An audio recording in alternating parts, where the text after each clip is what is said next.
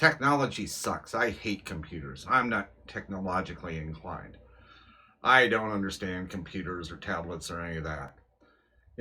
If I had a nickel for every time I heard that phrase, I'd have a bunch of really nice castles spread out across Europe. But here's the thing, you are technology inclined. You use tech every day. You just don't think of it as tech. I mean, your glasses, your car, the tape measure you used to measure that bass you caught fishing last weekend and then lied to your friend about how big it was. Those are all examples of old school tech. Welcome back. I'm Rico. I'm the old guy in a chair. And tech is just a fancy word for tool because, more syllables sound better and they score more points in Scrabble. I know you're referring to electronic technology, but you use that too every day without thinking about it. A digital thermostat, your microwave oven, your blood pressure cuff, like I have right over there. I mean, those are all electronic tech. Now, they all have a limited interaction with you because there's only a few buttons you can press, on, off, do this, do that, up, down. I mean, face it, your TV remote has a lot more buttons to push than those things do. And you're not afraid of your TV remote, so, let's move on to the bigger and badder things in the room. You're probably thinking, I want to talk about phones, tablets, computers, those kind of things. Things with screens. And that's the real tech that you hate. Well, that's fair enough. I mean, screens can be scary. Because they rely on input from you and interaction from you. And if you're like me, people make mistakes. It happens all the time. It's not a big deal. Just because you interacted with something and an error message pops up doesn't mean you can't interact with that same technology and get out of that error.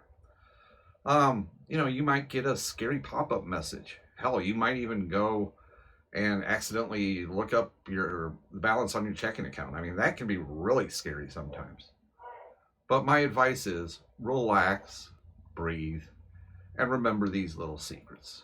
Number one, no one button on any device will break that device.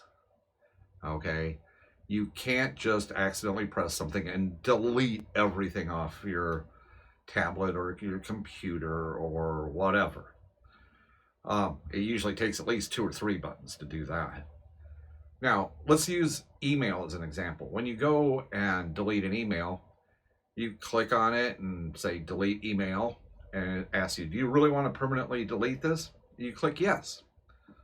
Okay, if it was something that was mission critical or really important to the system, you would get a second prompt that says, are you sure you want to delete this?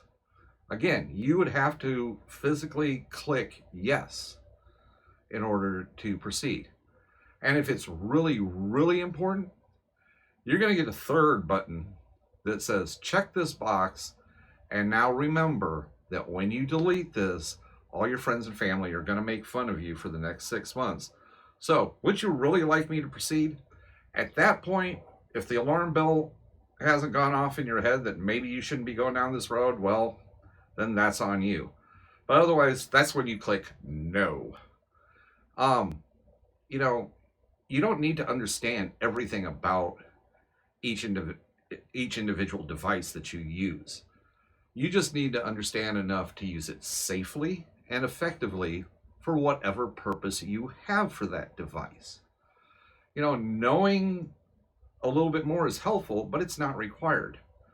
Knowing being a master mechanic is nice, but it's not necessary to drive your car to the grocery store.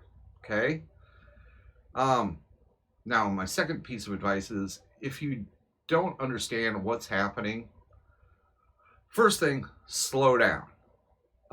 Take a deep breath, and when all else fails, read the screen.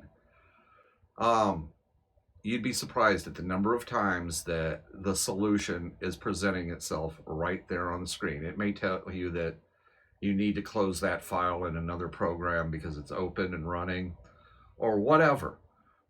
When these error messages pop up, people's natural reaction is to kind of go, ugh, and not read what's there.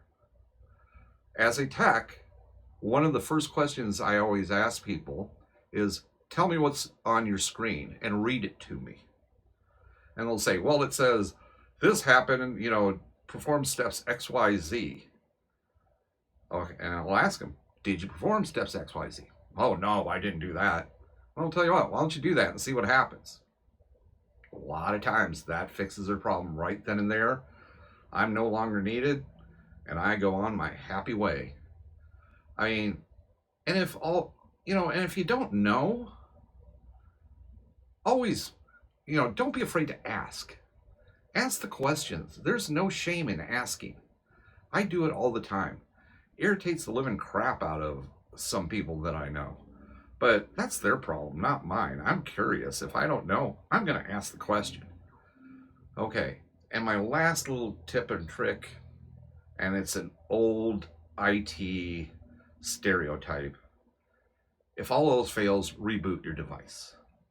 Turn it off, count to 30, turn it back on, give it, 30 seconds, a minute, however long it takes to fully boot up.